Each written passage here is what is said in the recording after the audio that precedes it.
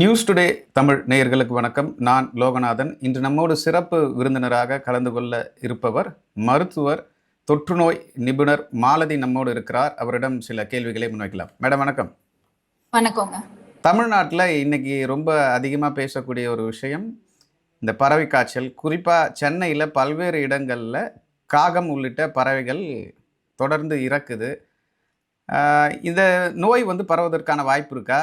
இந்த H5N1 அப்படின்ற virus எந்த அளவுக்கு மக்களுக்கு பாதிப்பு ஏற்படுத்தும்? கொஞ்சம் டீட்டெயிலாக சொல்லுங்க மேம். ஸோ H5N1 அப்படிங்கிறது பேர்லேயே நம்ம சொல்லும் போதே பறவை காய்ச்சல் தான் சொல்றோம். ஸோ இது குறிப்பிட்ட பறவைகளை தான் அஃபெக்ட் பண்ணும். ஃபார் எக்ஸாம்பிள் க்ரோஸ், காகங்கள், டக்ஸ், மைக்ரேட்டரி பேர்ட்ஸ்ன்னு சொல்லிட்டு பல ஊர்கள்ல இருந்து இங்க வர பறவைகள்.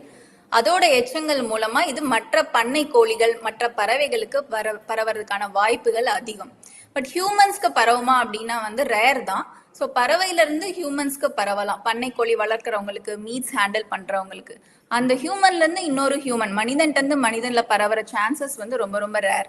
ஸோ அதனால மக்கள் அச்சமடைய தேவையில்லை. ஆனாலும் முன்னெச்சரிக்கை நடவடிக்கையா நீங்க பேர்ட்ஸை ஹேண்டில் பண்ணும்போது கேர்ஃபுல்லா இருக்கணும். என்ன மாதிரி கேர்ஃபுல்லாக ஹேண்டில் பண்ணணும்? சப்போஸ் நம்ம வீட்டில் பறவைகள் இருக்கு, புறா, வாத்து, இது போன்ற விஷயங்கள்லாம் வளர்க்குறோம்.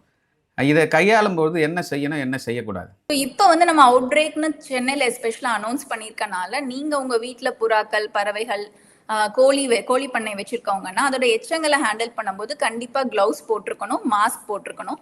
உங்களுடைய வளர்ப்பு கோழிகளோ இல்ல பறவைகளோ உங்களை அறியாமையே திடீர்னு பார்க்கும்போது உடல் சோர்வாவோ இல்ல இறப்பு ஏற்படுதுன்னா இம்மீடியட்டா கவர்மெண்ட்க்கு நோட்டிஃபை பண்ணணும். அந்த மாதிரி இறந்த பறவைகளை வெறும் கைகளாலோ மாஸ்க் போடாமையோ தொடக்கூடாது. ஸோ அந்த மாதிரி அப்புறப்படுத்தும் போது கவர்மெண்ட்க்கு நோட்டிஃபை பண்ணிட்டு நீங்க இந்த மாதிரி முன்னெச்சரிக்கையா எல்லா பிபியும் போட்டுட்டு அப்புறப்படுத்தணும். ஸோ அது மூலமா நீங்க அதை ப்ரிவென்ட் பண்ணலாம். நெக்ஸ்ட் இப்போ ஹாட் டாபிக் நீங்க எல்லாரும் பாக்குறது ஹாஃப் பாயில் சாப்பிடலாம். அதுதான் இப்போ எல்லாம் ட்ரெண்டிங்கா போயிட்டு இருக்கு. ஸோ அதுவும் அமைச்சரே சொல்லியிருக்காரு, ஒரு சுகாதாரத்துறை அமைச்சரே ஆஃப் பாயில் சாப்பிடாதீங்கன்னு சொல்லி ஒரு விஷயத்த கன்வே பண்றாரு. இது மக்களுக்கு எந்த அளவுக்கு ஒரு பீதியை ஏற்படுத்தும்? ஏன் ஹாஃப் பாயில் சாப்பிட்டா பறவை காய்ச்சல் வருமா அப்படின்ற ஒரு கேள்வி இருக்கு.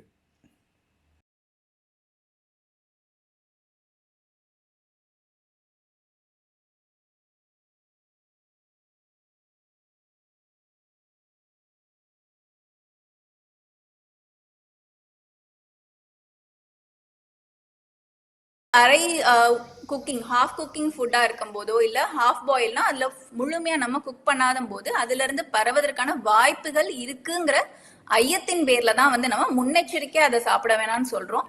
100% இதனால வருமா வராதாங்கிறது ஒரு விவாதத்துக்குரிய கேள்விதான். சயின்டிபிக் எவிடன்ஸ் ரொம்ப கம்மியா தான் இருக்கு. பட் முன்னெச்சரிக்கையா நீங்க இதை ஃபாலோ பண்றது நல்லது. அதிகமா வேக வச்சு சாப்பிடணும். குறிப்பா அந்த 100 டிகிரி செல்சியஸ் தாண்டி வேக வச்சு சாப்பிட்டா இந்த பறவை காய்ச்சல் வர்றதுக்கு வாய்ப்பு இல்லை.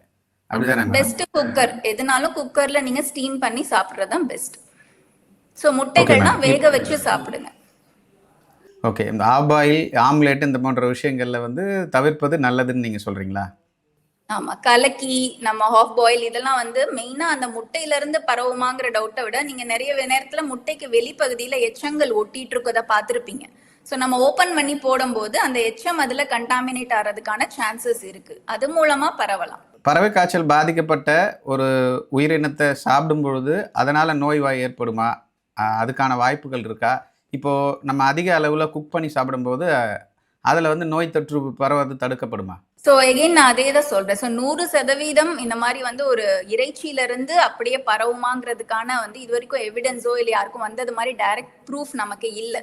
பட் எந்த உணவா இருந்தாலும் இந்த மாதிரி ஒரு அவுட் பிரேக் சீசன்ல பறவைகள், சிக்கன், டக்கு, வாத்துக்கறி எதுனாலும் நீங்க முழுமையா குக் பண்ணி சாப்பிடுங்க. இந்த காகமோ இல்லை மற்ற பறவைகளோ பாதிக்கப்பட்டு இறந்துடுச்சுன்னா கிட்டத்தட்ட 8 அடிக்கு பள்ளம் தோண்டி புதைக்கணும் அப்படின்னு சொல்கிறாங்க. இல்லைன்னா ரொம்ப நெருப்பு வச்சு அதை இப்போ பிணங்கள் எப்படி கொளுத்துறோமோ அந்த மாதிரி கொளுத்தணும் அப்படின்னு சொல்கிற ஒரு விஷயத்த கன்வே பண்ணுறாங்க. இப்போ அந்த அளவுக்கு நம்ம கொரோனா வைரஸ் மாதிரி ஒரு பெரிய வைரஸா இது இந்த H5N1 அந்த அளவுக்கு ஸ்ப்ரெட் ஆகுமா? ஸோ H5N1 ஆக்சுவலி ஸ்ப்ரெட் அதிகம் தான். பட் ஹியூமன்ஸ்க்கு கிடையாது. ஒரு பறவைக்கு வந்துச்சுன்னா அந்த பறவையில இப்ப நம்மளே பார்த்துருப்போம்ல, அந்த இடங்கள்ல இருக்க எல்லா காகங்களும் அஃபெக்ட் ஆகி சாக ஆரம்பிக்கும். ஸோ பறவை டு பறவை ஸ்ப்ரெட் அதிகமா இருக்கும். இப்ப இந்த காகம் பறந்து போய் ஒரு கோழி பண்ணையில உட்காருதுன்னா அந்த கோழி பண்ணையில இருக்க எல்லா கோழிகளுமே அஃபெக்ட் ஆறது சான்சஸ் அதிகம். இது ஒரு வாரத்துக்குள்ள ஸ்ப்ரெட் ஆகி எல்லா இதுவும் வந்து பேர்ட்ஸும் இறக்கிறதுக்கு வாய்ப்புகள் அதிகம். ஸோ ஸ்ப்ரெட் அமாங் பேர்ட்ஸ் அதிகம் தான், கண்டிப்பா அதிகம் தான். பட் ஹியூமன்ஸ்க்கு இது இந்த அளவு ஸ்ப்ரெட் வருமா அப்படின்னா கிடையாது. சப்போஸ் ஒரு H5N1 வைரஸால் ஒரு ஹியூமன் வந்து பாதிக்கப்பட்டா அவங்களுக்கு என்ன ப்ரிகாஷன் நடவடிக்கை எடுக்கணும், என்ன செய்யணும் உடனடியாக? ஸோ H5N1 தான் எனக்கு வந்திருக்கா அப்படிங்கிற ஒரு டவுட் இருக்கும். அந்த கேள்விக்கு நான் பதில் சொல்றேன். ஏன்னா இதுவும் வந்து மற்ற வைரஸ் மாதிரியே காய்ச்சல், தலைவலி, உடல் சோர்வு தான் இருக்கும். இப்போ மக்களுக்கு இந்த சிம்டம் வந்தோடனே அவங்களுக்கு ஒரு பயம் வந்துடும், இல்லை H5N1 இல்லை வேறவா சாதா காய்ச்சலான்னு. ஸோ நீங்க இந்த லாஸ்ட் 1 வீக்ல இந்த சிம்டம் இருக்கு, பட் லாஸ்ட் 1 வீக்ல ஒரு இறந்த பறவையை தொட்டிருக்கீங்க, இல்லை நீங்க பறவையை வளர்க்குறவங்களா இருக்கீங்க அப்படின்னா நீங்க இதுக்கான பரிசோதனையை செஞ்சுக்கிறது நல்லது.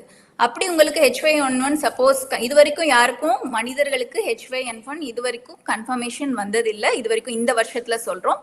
ஸோ இப்போ இந்த அவுட் பிரேக்ல யாருக்காவது வந்திருக்கு அப்படின்னா நம்ம கோவிட்ல என்னென்ன வழிமுறைகள் ஃபாலோ பண்ணமோ அதே தான். அவங்கள தனிமைப்படுத்தணும், அவங்க மாஸ்க் போடணும், அவங்களுக்குன்னு எல்லாமே தனியாக வைக்கணும். ஸோ அட்லீஸ்ட் 7 to 10 days நம்ம அவங்கள ஐசோலேட் பண்ணி வைக்கணும். ஸோ கோவிட் ப்ரோட்டோகால் தான், அதே தான் நம்மளும் இதுவும் ஃபாலோ பண்ண போகிறோம். Okay ma'am. இப்போது வீட்டில் வளர்க்குற செல்லப்பிராணிகளை விட அதிகமாக வந்து வெளியில் இருக்கக்கூடிய புறாக்களோ காகங்களோ வீட்டில் வந்து எச்சங்களை போட்டுருது. இப்போ குழந்தைகள் தெரியாத தொட்டு மூக்குலேயோ வாய்ப்பகுதியிலையோ கை வைக்கும்போது குழந்தைங்களுக்கு எந்த அளவுக்கு பெரிய பாதிப்பு ஏற்படுத்தும் இந்த வைரஸ்? ஸோ இந்த வைரஸ் வந்து நார்மலாக அடல்ட்ஸை விட குழந்தைகள், அப்புறம் 60 வயதுக்கு மேற்பட்டவர்கள், இணை நோய் உள்ளவர்கள், கேன்சர் ட்ரீட்மெண்ட்ல இருக்கவங்க, இவங்களை தான் அதிகமாக பாதிப்பு ஏற்படுத்தும். நிமோனியா காய்ச்சல் வரைக்கும் போய் லங்ஸை அஃபெக்ட் பண்ணும். மற்றவங்களுக்கு வந்தாலும் அது மேலோட்டமாக ஒரு மூக்கு பகுதியோடைய ஒரு வைரல் காய்ச்சல் மாதிரி சரியாயிடும். அதனால குழந்தைகள், பெரியவர்கள்லாம் வந்து இந்த மாதிரி ஒரு அவுட் பிரேக் சீசன்ல, எஸ்பெஷலி சென்னையில தான் அனௌன்ஸ் பண்ணியிருக்காங்க. ஸோ சென்னையில் குழந்தைங்களுக்கு நீங்கள் வந்து கண்டிப்பாக பெரியவங்க ஒரு கைடன்ஸாக இருக்கணும். இந்த மாதிரி தொட விடக்கூடாது.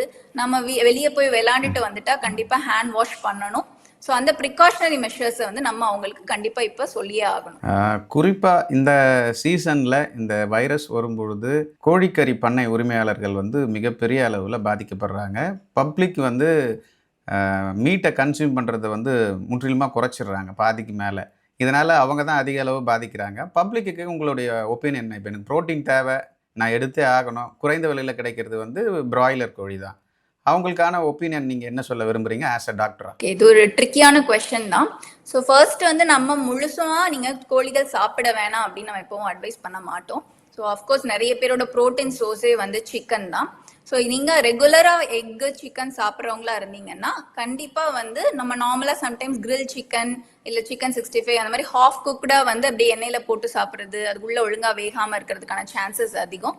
ஸோ அதனால சிக்கன் வாங்குறீங்கன்னா எடுத்தோடனே வாஷ் பண்ணிவிட்டு, ஹாட் வாட்டர் வித் இது வாஷ் பண்ணிவிட்டு டைரெக்டாக குக்கரில் போட்டு ஆவி விட்டுட்டு அதுக்கப்புறம் நீங்கள் தேவையான என்ன கிரேவியோ என்ன பண்ணுறீங்களோ அந்த மாதிரி பண்ணீங்கன்னா it is the best. So avoid பண்ணணும்னு அவசியம் இல்லை, பட் ப்ராப்பர் குக்கிங் மெத்தட் முக்கியம். அதே மாதிரி எக்கு முடிஞ்ச அளவுக்கு இந்த சீசன் அவுட் பிரேக் முடிகிற வரைக்கும் டைரெக்டாக பாயில் பண்ணிட்டு நீங்கள் சாப்பிட்லாம். மற்ற ஃபார் எக்ஸாம்பிள் 65 பண்ணணும்னா அவங்க கண்டிப்பாக அந்த ராவான சிக்கனை கையில் எடுத்து தான் அவங்க ஹேண்டில் பண்ணுற மாதிரி இருக்கும். பிளட் அதோட இதெல்லாம் அவங்க கையில் படும். ஸோ பெஸ்ட் வந்து நல்ல ஹாட் வாட்டர் வாஷ் டைரெக்டாக நீங்கள் குக்கரில் வச்சுட்டு சாப்பிட்டீங்கன்னா உங்களுக்கு இந்த இன்ஃபெக்ஷன் வரதுக்கு சான்சஸ் கிடையாது. பல்வேறு விஷயங்களை குறிப்பாக இந்த பறவை காய்ச்சல் பற்றி பல்வேறு தகவலை எப்படி நம்ம ப்ரிகாஷன் நடவடிக்கை எடுக்கணும் அப்படின்னு சொல்லி நியூஸ் டுடே தமிழுக்கு பேட்டி அளித்தமைக்கு நன்றி. மற்றும் ஒரு நிகழ்ச்சியில் சந்திக்கலாம். நன்றி மேடம். தேங்க்யூ. நன்றி நேயர்களே. இது போன்ற இன்ட்ரெஸ்டிங்கான இன்ஃபர்மேஷனான வீடியோக்களை தொடர்ந்து நாங்கள் தந்து கொண்டு இருக்கிறோம். எங்களுக்கான அங்கீகாரம் என்பது எங்கள் சேனலை சப்ஸ்கிரைப் பண்ணி எங்கள் வீடியோக்களை தொடர்ந்து பாருங்கள்.